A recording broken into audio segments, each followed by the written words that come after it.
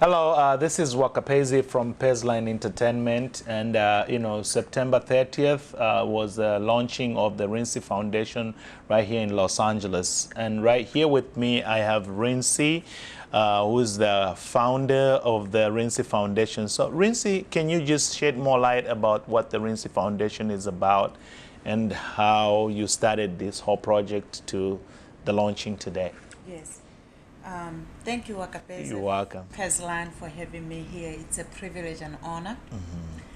I am so delighted to be here in the United States and have people like you recognize and willing to take our motives and send it to the universe. I'm so grateful. When I started the Rentse Foundation, was 10 years ago when I first came to this country. My grandmother didn't have electricity. And my sister kept on calling me, your grandmother is going blind. Oh. And it went from she's going blind to she is legally blind. Oh. Then I asked my sister, where is she? She said, she's in her house. And it's not so much that we know that, they have enough. She's in her house with those little children. And I asked her, I said, what does she need? Which is the most important question that we all need to be asking one another. What can I do for you? What do you need? Because somebody might need a simple thing that you have in your house. My mother used to say, cherish what you have, even if it's a thread, because your neighbor might have a needle. For you to use it. Wise woman there. And your neighbor might need your thread while you need their needle. So what I'm trying to say is my grandmother was dying in the dark. What I did was I asked my sister, I said, go to the Power Corporation people. Tell them I want my grandmother to see the light for the first time. They made it possible. Of course, I had to pay lots of money, taking the advantage of United States dollars. But my grandmother had the light 3 months later prior to that time. After that, my grandmother made sure that she comes from the village. It doesn't matter what kind of transportation, but it took her the whole day to go to another village where there's actual phone call for her to call me. So when she called me, she said, thank you very much. Now I can die. You've allowed my death to come with light. I was afraid to die in the dark.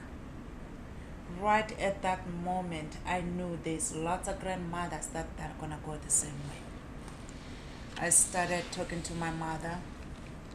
My mother took me to the next level, where she now went to the areas where I can go. Talk to these old women. Ask them the same question that today I want every woman to ask another woman, what can I do for you? And my mother did so, and she found an old woman who lost all her 4 children. All her 4 children.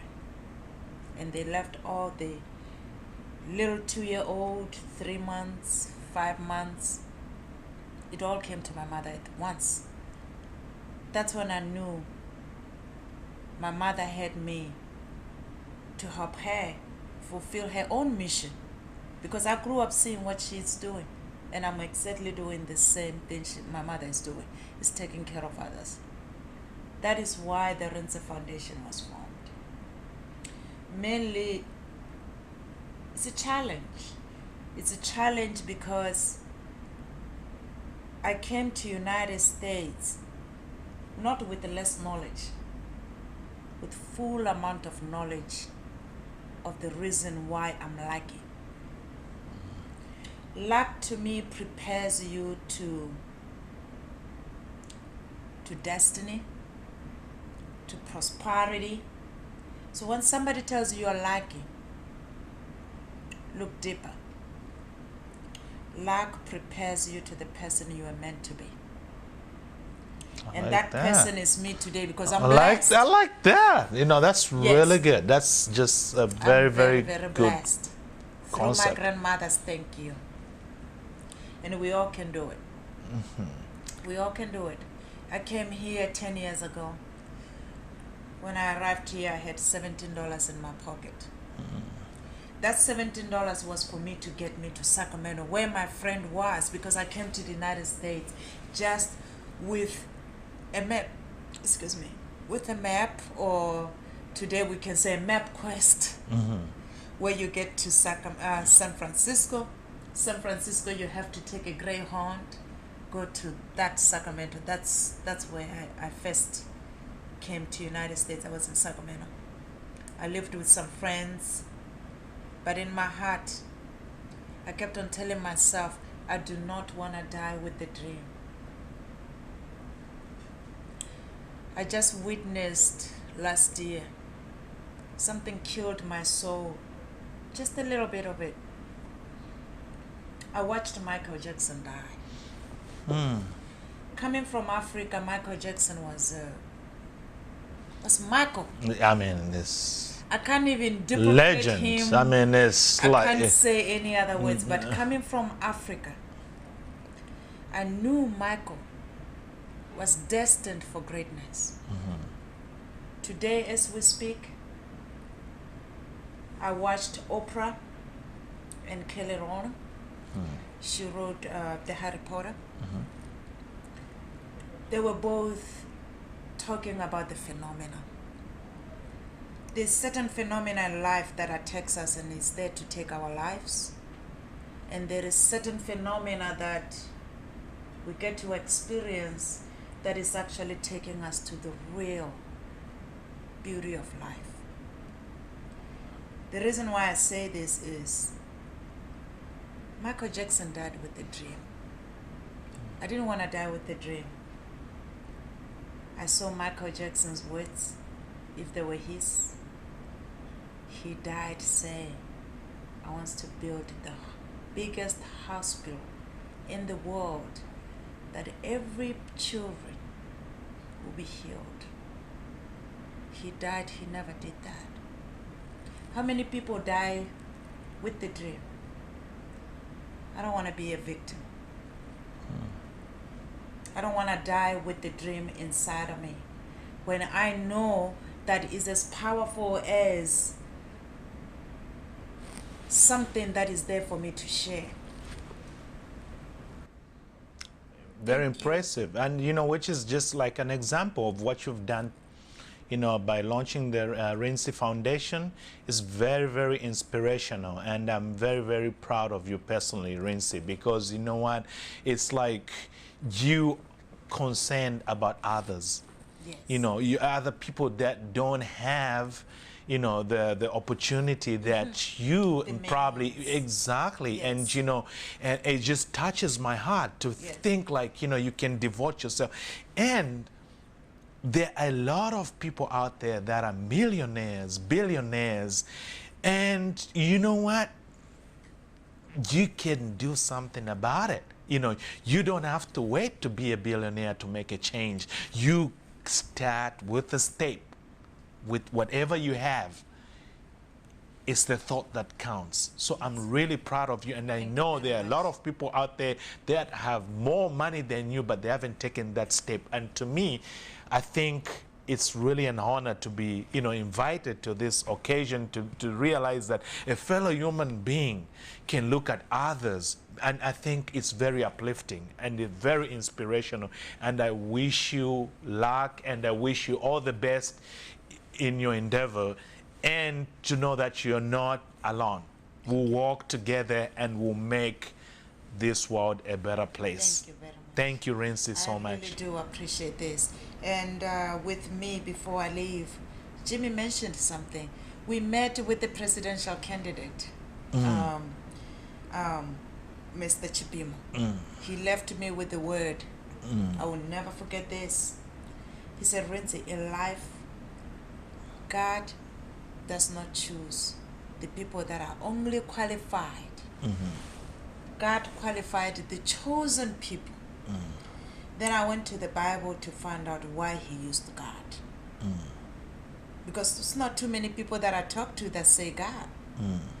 So when I went to the Bible, on 2nd John chapter 1 to 2, it speaks about to the most elected lady and her children.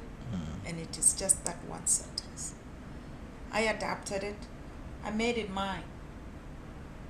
I wanted to be elected, not only by God, but by people like you, who is a family, who says, yes, I'll stand by your side for us to go further with this, that understands me. When I first started the Rentse Foundation, we were 8, because most women here that I met, they were very, very excited. We're going to go to motherland with you. We're going to go to motherland with you. I got very excited. I mean, we talk about the Chinese people going to Africa, and we talk about any other issues that are covering Africa today. We need people like Chinese people today, because the rest of everybody abandoned us. That's true. We were colonized by the Brits. The Brits needs to be the one that are over there, like Chinese people. But it seems like it went to white people colonized America. British people colonized Africa and the Caribbean. Now it's Chinese people. Seems like we are losing our cultural and family values to adapt what's new, and we are forgetting that we exist. So to say this is, I want everybody that is blessed enough to have the visa and the passport to come to United States, to have the same feeling as those Chinese people having, live in their own China country, to go to Africa. We can all do the same. Because everyone that is here in the United States is very smart. African people have only farmers. If I go there to try and talk politics or talk about anything that developments, new developments, they're in the farms. When they come back in the evening, they're tired. That's what they know. So who is bringing the new technology to our children? Who is bringing the new infrastructures to our children? It's the Chinese people. So whenever I deal with people intellectually and whenever I deal with people economically, I close borders. We all need each other. You go to China today, you listen to a Chinese woman who lived 20 years ago, who had the only little girl. She said, my little girl is in the grave. Why was she killed? Because China don't believe on girls. But in Africa, I'm a girl. I wasn't killed. So the pain of that family in China that had to lose their little girl touches me to say, what if my parents lost me and nobody is there as the Rentse Foundation to speak for those children? So it's a universal love you get. It's not discriminating. It's like, you know, you're looking at a human being. We are all humans, and I really get the point. We're all human. The same color blood. Black, yeah. Though we might have a different color, different coating, you know, we all the same. We're human beings. We are. And I realized that when I first came here, because when I first came to the United States, I came here content. I didn't come here to scout, oh, let me go see what a first world country look like. No. Some of us were really blessed to acknowledge our ancestors that were very powerful. So I came from a powerful family. I can't come here to claim poverty or third world or that kind of stigma. You know, exactly. You know, you don't want people to feel sorry for you, and that's one thing I'm against about getting donations and everything. It's just the same thing as the welfare here. You know, where somebody thinks they can give you a little change to survive, but it messes up with your, you know, your dignity, you know, your self-confidence and everything, because you know you have something to offer to the world. So it's like nobody's not doing you any favor. You have the same gift that God has given everybody. Yes. Whether be the president of America, you're the same Right. God that created, is the same person. So you're Right. not less of a human being than, you Right. know, so you have to just thank God for every day that you live, that you have, Right. you're alive, and just to know that Right. whether somebody else thinks like you're Right. less, that's their Right. problem. You Right. know, you have to deal with God, because Right. the same God who created the president of the United States of America is the same God that created me. So it's my fault if I choose to be a lesser of a human being just because I think society, we are all the same. We are all human beings. So we Yes. have to acknowledge the gifts that God has given us. Absolutely. And with me, I've been humbled since I learned that 90% of people in my country don't have electricity. And here, you go to the bathroom, there's electricity in the bathroom. Over there, there's no electricity in the kitchen, in the bathroom, in the toilet, in the living room. There's none. It's dark. So I learned to humble myself first. Not to humiliate myself, Yeah. but to humble myself in the presence of God first, and to humble myself in the presence of American people. American people need us as much as we need them. It's It true. takes It's true. one to ask them, what can I do? They're for just you? Then human. you They're realize just human. We are the same. No, you know what? They're just human. Just as Yes. much as we suffer, Yes. I go around America, I see people in America Yes. suffering. Yes. So it's like, it's really, you know, it's not the question We of are saying all we in are this all together. we are all in this together. Just as Yes. much as the people, what we're saying is like, God has given us enough capital. Yes. Or to live on. There's no need for us to be, you know, going starving or Absolutely. dying of Yeah. poverty. Even though I stopped using that, God gave me enough